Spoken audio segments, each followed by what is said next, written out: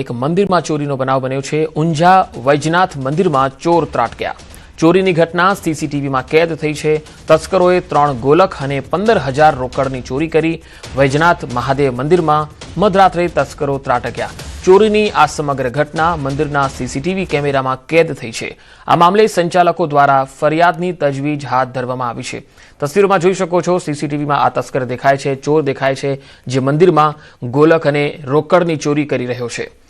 આ એ તસ્કરો છે, આ એ ચોરો છે કે જેઓ ભગવાનને પણ નથી મૂકતા અને મંદિરમાંથી જે કંઈ પણ મળ્યું એ ચોરી કરીને લઈ ગયા। ઊંઝા વૈજનાથ મંદિરનો આ બનાવ છે, જ્યાં 3 ગોલક અને 15,000ની રોકડની ચોરી કરી તસ્કરો ફરાર થઈ ગયા। આ સમગ્ર મામલે હવે પોલીસે ફરિયાદ નોંધી છે અને તજવીજ હાથ ધરી છે। સુરતમાં 31 ડિસેમ્બર પહેલા બુટલેગરો બેફામ બન્યા છે। જનતા રેડમાં દારૂની પોટલીઓ ઝડપાઈ છે। પાલનપુર ગામમાં દારૂના અડ્ડા પર જનતા રેડ। પાલનપુર ગામના મહાદેવ ફળિયામાં ચાલતા દેશી દારૂના અડ્ડા પર રેડ પાડી।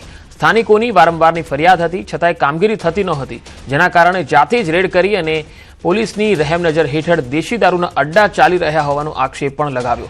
જનતા રેડમાં મોટી માત્રામાં દારૂની પોટલીઓ ઝડપાઈ છે। તસવીરોમાં તમે જોઈ શકો છો કે સુરતના આ પાલનપુર ગામનો બનાવ છે, જ્યાં 31 ડિસેમ્બર પહેલા જનતાએ જાતે રેડ પાડી અને બુટલેગરોના આ દારૂની હેરફેરનો પર્દાફાશ કર્યો અને જે પોટલીઓ છે દારૂની એ પણ અહીંયા તમે જોઈ શકો છો, અહીંયાથી સપ્લાય થતી હતી।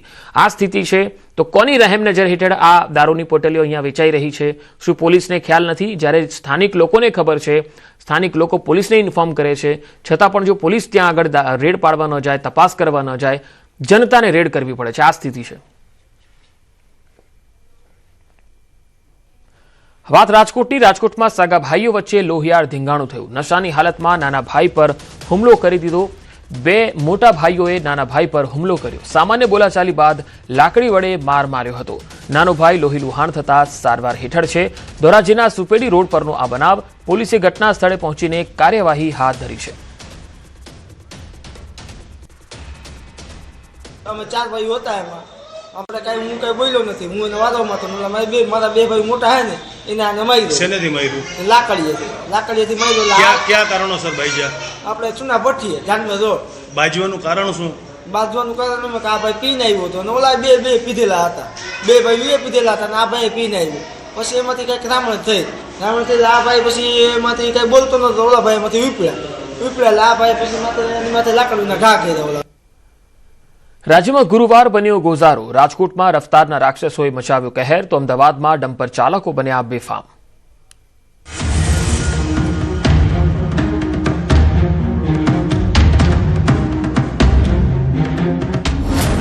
રાજ્યમાં અકસ્માતોની વણઝાર। રાજકોટમાં રફતારના રાક્ષસોનો કહેર। હળવદમાં 2 ખાનગી સ્કૂલ બસોની ટક્કર। અમદાવાદમાં ડમ્પરની અડફેટે કારનો કચ્ચરઘાણ। ડભોઈ SOU હાઈવે પર 2 ટ્રક પલટી ગઈ। રાજ્યમાં નથી અટકી રહ્યો અકસ્માતોનો સિલસિલો। રસ્તાઓ ફરી બન્યા છે રક્તરંજિત।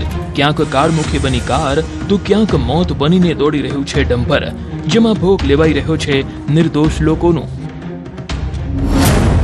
વૃદ્ધાને અજાણ્યા કાર ચાલકે ઉડાડ્યા। રાજકોટમાં રફતારના રાક્ષસોનો ફરી કહેર સામે આવ્યો। ગોંડલ ચોકડીથી હુડકો ચોકડી વચ્ચે આવેલી રામાધણી હોટલ પાસે અજાણ્યા સ્કોર્પિયો કાર ચાલકે વૃદ્ધાને ઉડાડ્યા। વૃદ્ધ મહિલા રસ્તો ક્રોસ કરવા જતા હતા, તે સમયે જ પૂરપાટ ઝડપે આવતી કારે વૃદ્ધાને અડફેટે લેતા તેમનું મોત નીપજ્યું। અકસ્માત બાદ સ્થાનિકોએ 108 એમ્બ્યુલન્સ મારફતે સારવાર માટે હોસ્પિટલ ખસેડ્યા હતા, પણ તે પહેલા જ વૃદ્ધાએ દમ તોડી દીધો હતો। મારી અહીંયા રોડ ક્રોસ કરવા ગયા તો મારીને ઉલાડીને ભૂયા ગયા, એ પણ ઊભો ના જાય। અમારું એવું કહેવાનું થાય છે કે અહીંયા ઓવરબ્રિજ હોવો જોઈએ। કાલે એક માળી અહીંથી રોડ ક્રોસ કરતા હતા ને આમ ફૂલ સ્પીડથી સ્કોર્પિયો કાર આવી અને માળીને આગળ લઈ લીધા અને સ્કોર્પિયો જતી રહી। તાત્કાલિક 108માં ફોન કર્યો। 108 થોડીક જ વારમાં આવીને માજીને સારવાર દરમિયાન લઈ ગયા।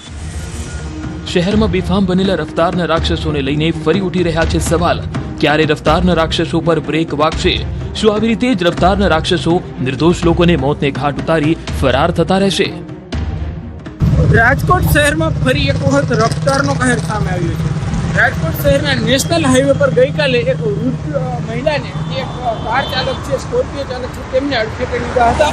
આ સ્કોર્પિયો છે તે ગોંડલ તરફથી આવી રહ્યો હતો અને તે કંઈક અમદાવાદ રાજકોટ-અમદાવાદ નેશનલ હાઈવે પર આ જગ્યાએ જે છે મહિલાને અડફેટે લીધી હતી. મહિલા જે છે હોસ્પિટલમાં તેમને સારવાર મળે તે પહેલાં જ તેમનો જે છે એ જીવ પણ ગયો હતો. ખાસ કરીને આ જગ્યા છે ત્યાં અહીંયા અવારનવાર અકસ્માતો સર્જાતા હોવાનું પણ સ્થાનિકો લોકોનું કહેવું છે. અહીંયા જે છે અનેક વખત અકસ્માતમાં લોકોને જે છે જીવ પણ ગુમાવવા પડતા હોય છે. તો કેટલાક સંજોગોમાં જે છે લોકોને નાના મોટી ઈજા પણ પહોંચતી હોય છે. ત્યારે આવા રફતારના જે રાક્ષસો છે તેમની સામે ક્યારે બ્રેક મારવામાં આવશે, તંત્ર છે તે આવા લોકો સામે શું કાર્યવાહી કરશે, તે પણ એક સૌથી મોટો સવાલ ઉઠી રહ્યો છે. ખાનગી સ્કૂલોની બે બસો વચ્ચે ટક્કર.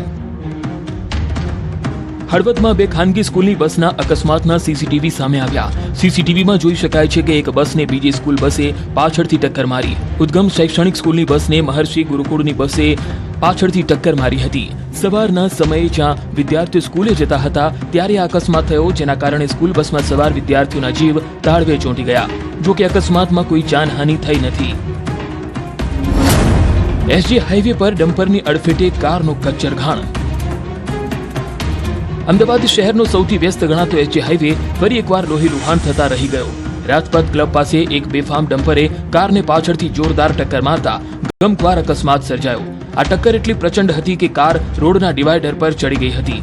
જો કે સદભાગ્યે કારમાં સવાર પરિવારનો આબાદ બચાવ થયો. અકસ્માત બાદ કારના ફૂરચે ફૂરચા ઉડી ગયા અને વાહનને વ્યાપક નુકસાન થયું. ઘટનાને પગલે હાઈવે પર લોકોના ટોળે ટોળા ઉમટી પડ્યા અને ટ્રાફિક જામના દ્રશ્યો સર્જાયા હતા. શહેરમાં રાત્રિના સમયે ડમ્પર ચાલકો જાણે કાયદાનો ડર ભૂલી ગયા હોય તેમ બેફામ ગતિએ વાહનો હંકારે છે. મિત્રો સાથે જતા યુવકને કાળ ભેટ્યો. અમદાવાદના અસલાલી રિંગ રોડ પર કાળજુ કંપાવનારો અકસ્માત સર્જાયો, જ્યાં કાર ચાલકે સ્ટીયરિંગ પરનો કાબુ ગુમાવતા કાર બાજુની રેલિંગ તોડી ધડાકાભેર અથડાઈ, જેના કારણે કાર ચલાવી રહેલા યુવકનું મોત નીપજ્યું. રાત્રિના સમયે યુવક અસલાલી રિંગ રોડ પર ગાડીનું બિલ આપી 4 મિત્રો સાથે પરત ફરી રહ્યો હતો ત્યારે યુવકને કાળ ભેટ્યો. પોલીસે આ મામલે અકસ્માતનો ગુનો નોંધી તપાસ હાથ ધરી છે. અકોટી નજીક 2 ટ્રક પલટી ગઈ. આ તરફ ડભોઈ એસઓયુ રોડ પર અકોટી નજીક થોડા સમયના અંતરે 3 અકસ્માત થયા, જ્યાં બ્રિજ નીચે 2 ટ્રક પલટી ગઈ તો પિકઅપ ગાડી બેરિકેડ સાથે અથડાઈ. એક ટ્રક અકસ્માત બાદ ડિવાઈડર પર ચડી ગઈ હતી, જ્યારે બીજી ટ્રક રોડ સાઈડ પર પલટી મારી ગઈ હતી. અકસ્માત બાદ સ્થાનિકો દોડી આવ્યા હતા અને ટ્રક ચાલકોને સહી સલામત બહાર કાઢ્યા હતા. વારંવાર આ વિસ્તારમાં થતા અકસ્માતોને લઈ બ્રિજથી અકોટી સુધીના વિસ્તારને અકસ્માત ઝોન જાહેર કરવા માંગણી કરવામાં આવી છે. એક્ટિવા પર જોખમી સવારી. વડોદરાનો એક ચોંકાવનારો વિડીયો વાયરલ થયો છે, જેમાં એક 7 વર્ષનો બાળક એક્ટિવા ચલાવતો જોવા મળી રહ્યો છે. ખુદ તેના પિતાએ જ તેને એક્ટિવા ચલાવવા આપ્યું. શહેરના ઉર્મી બ્રિજ પાસે ટ્રાફિકથી ભરચક રસ્તા પર બાળકને એક્ટિવા ચલાવતું જોઈ અન્ય લોકો પણ નવાઈ પામ્યા. વાલીએ પોતાના બાળકનો અને અન્ય લોકોનો જીવ જોખમમાં મૂક્યો. જાહેરમાં ટ્રાફિકના નિયમોનો ઉલાળ્યો કર્યો. સ્લીપર બસમાં આગ લાગતા 11 પ્રવાસી ભૂંજાયા. કર્ણાટકના ચિત્રદુર્ગમાં હિરીયુરમાં ખાનગી ટ્રાવેલર્સની સ્લીપર બસ અને કન્ટેનર ટ્રક વચ્ચે ગમખ્વાર અકસ્માત થયો, જેના કારણે બસની અંદર આગ લાગી જતા 11 મુસાફરો જીવતા ભૂંજાયા. બસની અંદર 32 પ્રવાસીઓ સવાર હતા. ઘણા પ્રવાસીઓ બસની અંદર સૂઈ રહ્યા હતા, જેના કારણે તેમને બચવાની કોઈ તક નહોતી મળી. અકસ્માત રાતના 3 વાગ્યાની આસપાસ થયો હતો. બળી ગયેલા મૃતદેહોની ઓળખ માટે ડીએનએ ટેસ્ટ કરાવવામાં આવશે.